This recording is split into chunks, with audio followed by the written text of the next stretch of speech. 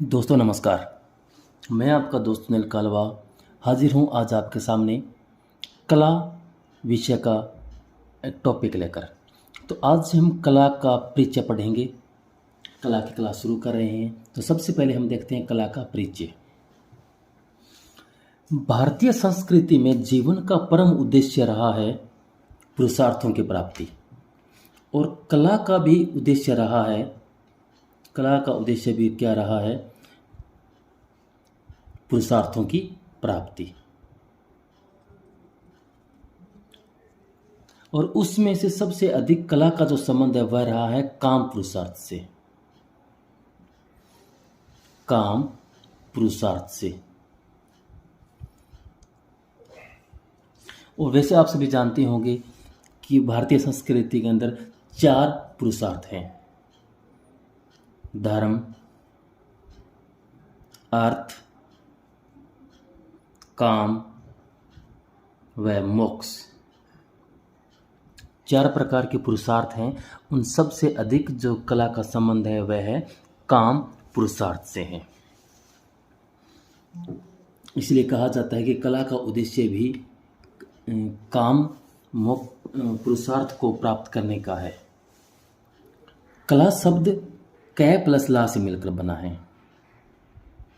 कला जो शब्द है वह कै प्लस ला से मिलकर बना है। कै से तात्पर्य हमारा है, कै से तात्पर्य है काम या कामदेव। काम या कामदेव है। अच्छा, और कामदेव का यहाँ तात्पर्य है हर्ष, उल्लास या सौंदर्य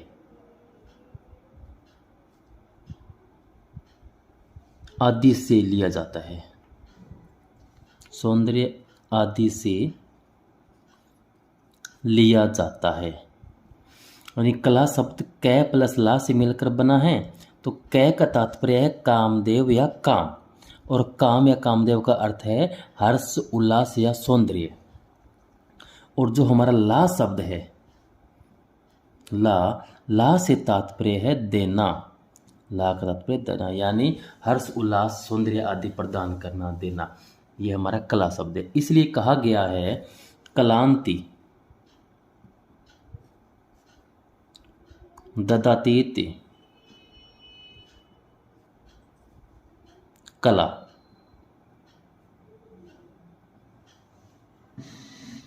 अर्थात सौंदर्य की अभिव्यक्ति द्वारा, सौंदर्य की अभिव्यक्ति द्वारा सुख प्रदान, सुख प्रदान करने वाली वस्तु कला है। वस्तु ही कला है। यानी सौंदर्य की अभिव्यक्ति के द्वारा सुख प्रदान करने वाली वस्तु ही कला है। यहाँ पर जो सुख शब्द का प्रयोग हुआ है वह सामान्य सुख न होकर परम सुख की बात करता है। अर्थात हम ऐसे कह सकते हैं कि मनुष्य की कोई भी रचना जो उसके जीवन में आनंद प्रदान करें वही कला है। अतः हम इसे यह भी कह सकते हैं कि कलाकार की अनुभूति से परिपूर्ण, कलाकार की अनुभूति से परिपूर्ण चित्रण कला है। चित्रण कला है। अर्थात दर्शक के मन में उत्पन्न आनंद की अनुभूति ही कला है। यानी सब तरफ से जब भी हम परिभाषा या कला का अर्थ जानेंगे तो सबके अंदर आनंद की अनुभूति या सुख प्रदान करने वाली वस्तु का जिक्र होगा, और जो वस्तु हमें सुख प्रदान करती है, आनंद प्रदान करती है, वही वास्तव में कला है।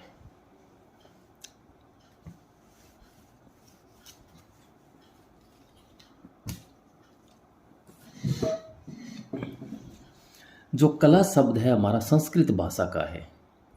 कला शब्द संस्कृत भाषा का शब्द है।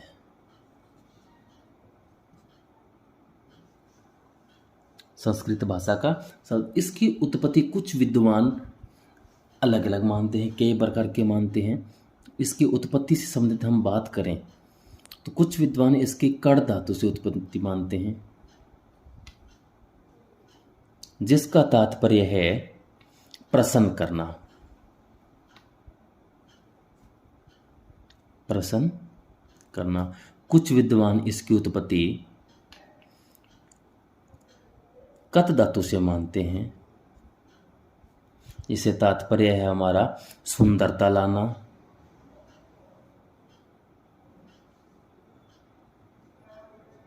मधुरता लाना,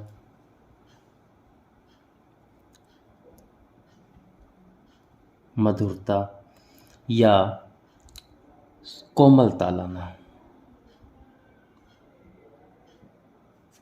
कोमलता लाना। ये कत धातु से इसके तात्पर्य बनती है। कुछ विद्वान इसकी उत्पत्ति कल धातु से मानते हैं, जिसका तात्पर्य है प्रेरित करना।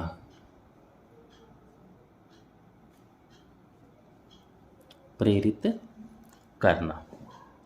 तो इस प्रकार कला शब्द जो मानते हैं, उत्पत्ति कई प्रकार से मानते हैं। कला मूलतः हमारा संस्कृत भाषा का शब्द है, संस्कृत भाषा का शब्द है। ये मैं लिख देता हूं यहाँ। यूरोप में कला को आर्ट कहा गया है।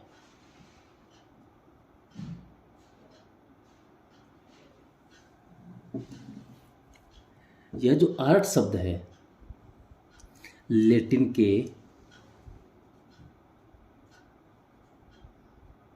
आरस से बना है।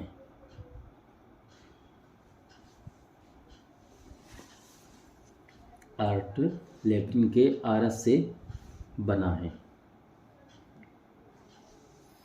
इससे आरस, ये जो आरस है यह अर्ध धातु से बना है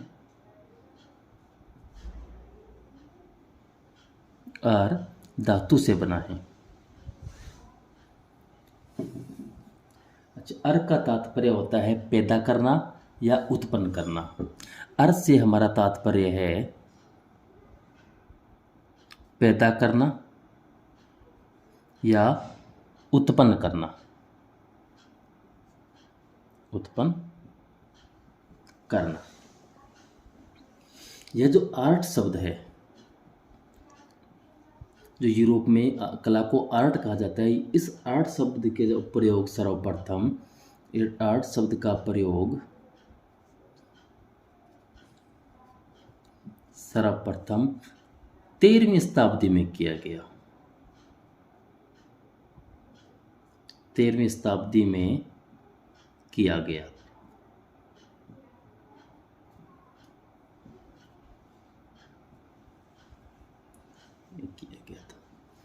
ठीक है। इस प्रकार भारत हो या यूरोप हो, कला में कर्म को प्रधान तत्व माना गया है। इसके विपरीत विज्ञान में ज्ञान को प्रधान तत्व माना गया है। अच्छा, आगे चलकर हम देखते हैं तो ऋग्वेद में एक ग्रंथ मिलता है। ऋग्वेद में एक श्लोक लिखा हुआ है। ऋग्वेद, यथा कला यथा शफ, यथा कला यथा शफ, मग्य ऋण,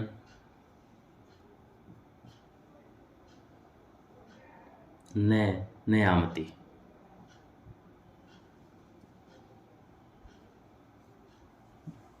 यानी हम सबसे पहले ऋग्वेद में कला शब्द का हमें उल्लेख मिलता है। जब बात आएगी कला शब्द का सर्वप्रथम प्रयोग कहाँ हुआ, कला शब्द का सर्वप्रथम प्रयोग, कला शब्द का सर्वप्रथम प्रयोग कहाँ हुआ, सर्वप्रथम उपयोग या प्रयोग कह दें कहाँ हुआ, तो यह बोलेंगे हम ऋग्वेद में।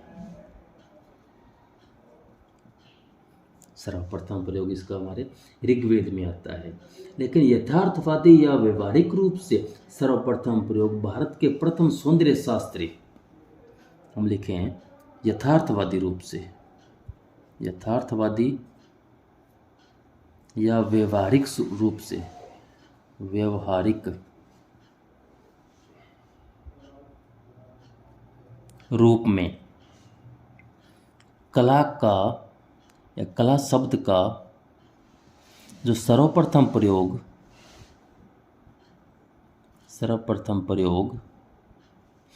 भारत के प्रथम सौंदर्य शास्त्री, भारत के प्रथम सौंदर्य शास्त्री भारत मुनि ने अपने ग्रंथ नाट्यशास्त्र में किया, नाट्यशास्त्र में किया। तो अब आपके सामने दो प्रश्न बन गए। अगर प्रश्न पूछा जाए कि सर्वप्रथम कला शब्द का सर्वप्रथम प्रयोग कहाँ हुआ, तो आपका उत्तर होगा ऋग्वेद में। अगर पूछ रहे यथार्थवादी रूप में या यथार्थ व्यवहारिक रूप से कला शब्द का सर्वप्रथम प्रयोग कब हुआ या किस ग्रंथ में हुआ, तो आपका हो गया नाट्यशास्त्र में। किसने किया? भरत मुनि ने किया। और इसका समय लगभग प्रथम सदी ईसा पूर्व से प्रथम सदी ईस्वी तक है, यानी 100 ईसा पूर्व से 100 ईस्वी तक, इसके बीच में यह ग्रंथ लिखा गया था। तो यही अर्थ है।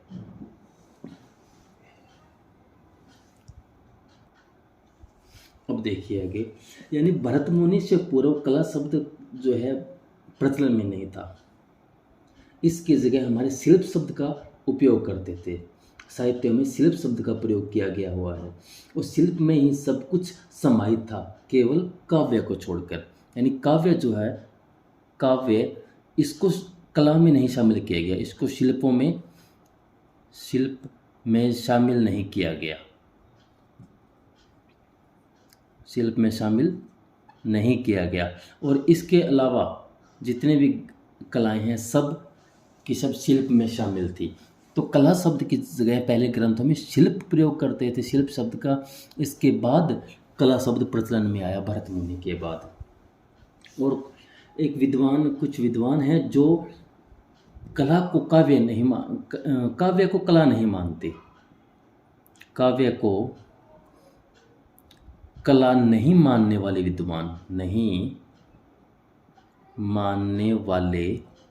विद्वान, कुछ विद्वान हैं ऐसे जो काव्य को कला नहीं मानते। वो कहते हैं काव्य जो है कला नहीं हो सकती।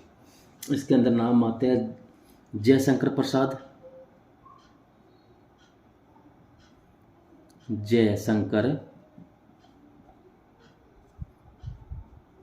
प्रसाद,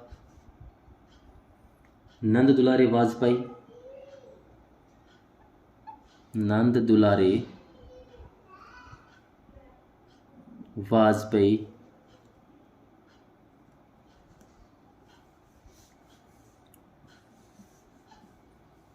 भर्तृहरि,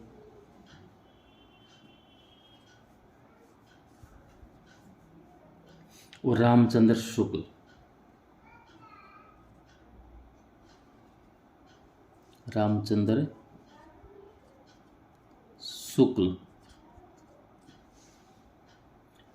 इन सभी को छोड़कर सभी विद्वान ये मानते थे कि काव्य भी कला है। लेकिन ये चार लोग कहते थे कि जो काव्य है वह कला नहीं है, कला में समाहित नहीं है।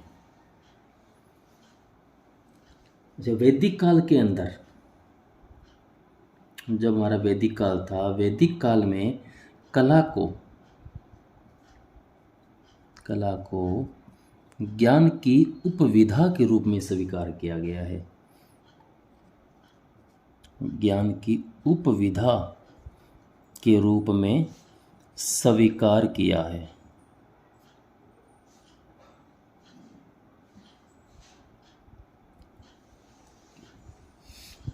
विष्णु धर्मांतर पुराण है, वह भी काव्य को कला मानता है।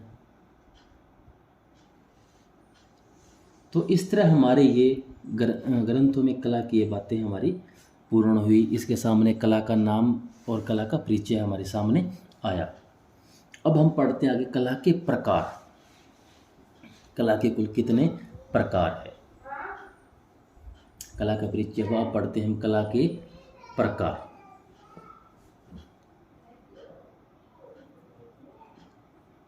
कला के प्रकार। प्राचीन साहित्य में विभिन्न कलाओं का उल्लेख किया गया है। कलाओं की सर्वाधिक लंबी सूची है वह ललित विस्तार में है। ललित विस्तार के अंदर 86 कलाएं बताई गई है और हम अनेक प्रकार के ग्रंथ है इसमें देखते हैं। ललित विस्तार, इसके अंदर ललित विस्तार जो है, ललित विस्तार में 86 कलाएं बताई है।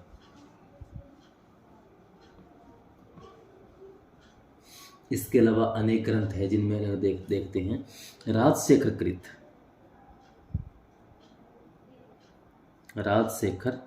यानी राजशेखर द्वारा लिखा गया ग्रंथ है प्रबंध कोश।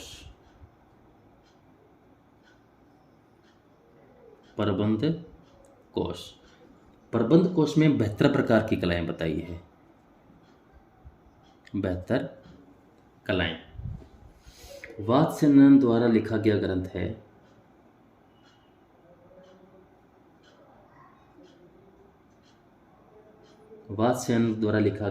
है कामसूत्र।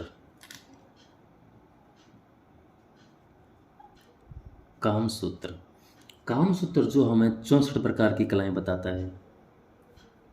शुक्राचार्य के द्वारा लिखा गया ग्रंथ आता है शुक्राचार्य। इनका ग्रंथ है शुक्र नीतिसार। शुक्र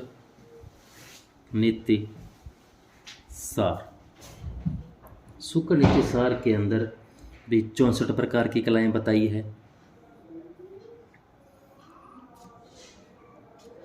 फिर आता है हमारा बाणभट्टकृत ग्रंथ। एक बाणभट्ट के द्वारा जो लिखा गया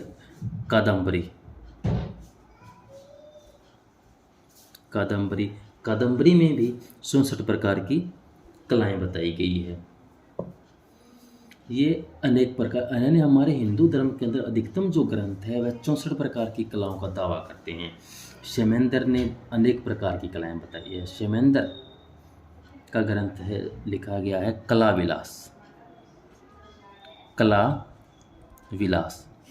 विलास में हम बात करते हैं, वो 64 जनोपयोगी कलाएं बताते हैं। 64 जनोपयोगी कलाएं बताते हैं। 64 जनोपयोगी, तो जनता के उपयोग के लिए 64 कलाएं हैं। वो 64 वेश्याओं की कला बताते हैं। वेश्याओं की कलाएं 64 ही वेश्याओं की कलाएं बताते हैं। तो 64 ही सुनारों की कलाएं बताते हैं कि सुनारों के पास 64 कलाएं हैं, हमसे पैसा लूटने की, हमसे सोना चुराने की। 16 कायस्थों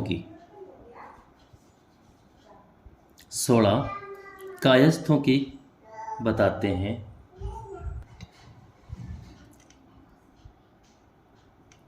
10 भेषज कलाएं बताते हैं।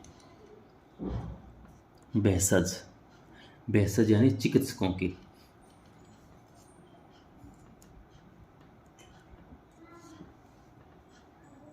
100 सार कलाएं बताते हैं और 32 धर्म अर्थ काम मोक्ष से संबंधित यानी पुरुषार्थों से संबंधित 32 बताते हैं पुरुषार्थों से। पुरुषार्थ कहते हैं हमारे धर्म, अर्थ, काम व मोक्ष, इनसे संबंधित 32 कलाएं बताते हैं। चलिए आगे चलते हैं। ये हो गए हमारी कलाओं के प्रकार जो प्राचीन ग्रंथों में दिए गए हैं। कला, कला को हमारे दो प्रकार के में बांटा गया मुख्य, उपयोगी कला व ललित कला। उपयोगी कला व ललित कला। ललित कला को मुख्यतः फिर आगे 5 भागों में बांटा है, 5 प्रकार की बताई है। नंबर 1 काव्य कला, फिर नंबर 2 पर संगीत कला,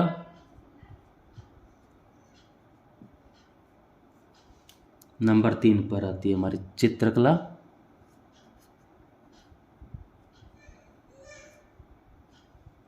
फिर नंबर 4 पर मूर्ति कला,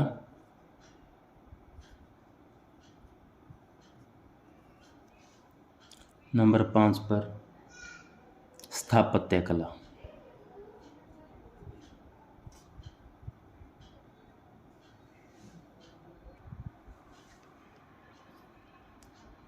ये काव्य कला जो है अर्थ प्रधान है, इसमें अर्थों को प्रधानता दी गई है। संगीत जो है ध्वनि प्रधान है, उसमें ध्वनि ही प्रधान होती है। और ये बाकी जो तीनों कलाएं हैं ये तीनों रूप प्रधान कलाएं हैं। रूप प्रधान। यह जो विभाजन है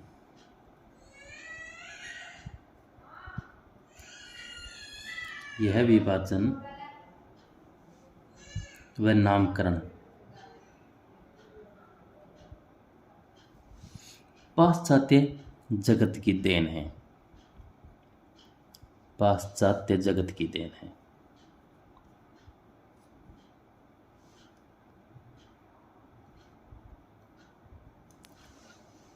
ललित कला का विभाजन हेगेल ने किया है।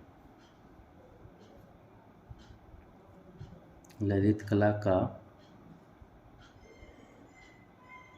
विभाजन हेगेल ने किया है।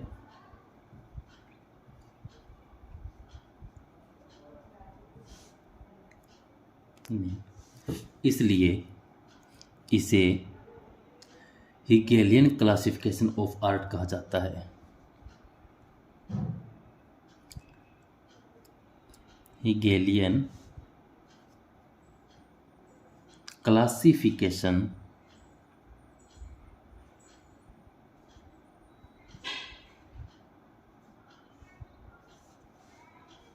ऑफ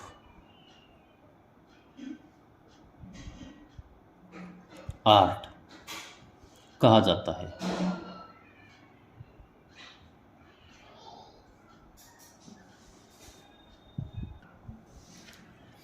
हेगेल ने,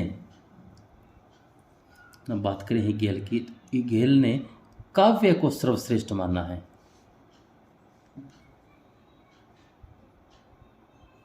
काव्य को सर्वश्रेष्ठ माना है और स्थापत्य को सबसे निम्न माना है। और जो स्थापत्य है, स्थापत्य यानी भवन निर्माण जो होता है, उसे स्थापत्य को सबसे निम्न माना है, निम्न। और वहीं हम भारतीय जगत की बात करें तो भारतीय जगत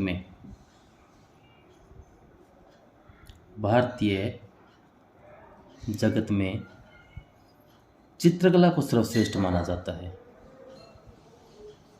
चित्रकला को सर्वश्रेष्ठ माना जाता है। और ये प्रश्न भी एग्जाम में काफ़ी बार आ चुके हैं, इस तरह के सर्वश्रेष्ठ माना जाता है। यह प्रश्न आता है कि हेगेल ने सबसे या सर्वाधिक महत्व किसे दिया है, सर्वश्रेष्ठ कला कौन सी मानी है? तो हमारा सही प्रश्न का उत्तर होगा काव्य। यानी हेगेल ने काव्य को सबसे उच्च स्थान दिया है कलाओं के वर्गीकरण में। जो ललित कला 5 प्रकार की है, इसके अंदर नंबर 1 पर काव्य, नंबर 2 पर संगीत, नंबर 3 पर चित्रकला, नंबर 4 पर मूर्ति कला, नंबर 5 पर स्थापत्य कला। हिगेल के अनुसार जो काव्य कला है सर्वश्रेष्ठ है, सबसे ऊपर है। चलो अब देखते हैं आगे। तो ये जो ललित कला शब्द आया हमारे, ये पाश्चात्य जगत की देन थी, यानी भारत के अंदर या भारतीय शास्त्रों में ललित कला शब्द नहीं मिलता। अपवाद स्वरूप तो इनका कालिदास जी का एक ग्रंथ आता है रघुवंश। रघुवंश में ललित कला शब्द है, ललित कला शब्द है, लेकिन उस ललित कला का तात्पर्य इस कला से एकदम से नहीं मिलता। लेकिन इसका मतलब यह बिल्कुल नहीं है कि भारतीयों को ललित कला का ज्ञान नहीं था। आप देखेंगे कि अष्टाध्यायी एक ग्रंथ लिखा गया है पाणिनि के द्वारा। अष्टाध्यायी ग्रंथ लिखा है पाणिनि ने, पाणिनि इनके द्वारा जो ग्रंथ लिखा गया अष्टाध्यायी, इस अष्टाध्यायी के अंदर शिल्प शब्द का उपयोग हुआ है। अष्टाध्यायी के अंदर जो शिल्प शब्द का उपयोग किया है पाणिनि ने, उस शिल्प को फिर आगे 2 भागों में बांटा है। शिल्प को 2 भागों में बांटा है। एक है हमारी कारू कला, दूसरी है चारू। कारू और चारू, यह कारू ही उपयोगी कला है। कारू कला तात्पर्य उपयोगी कला से है, और चारू जो है यह ललित कला से है। ललित कला। तो जो अष्टाध्यायी ग्रंथ है उसके अंदर शिल्प शब्द मिलता है। शिल्प को 2 भागों में बांटा गया है, कारू और चारू।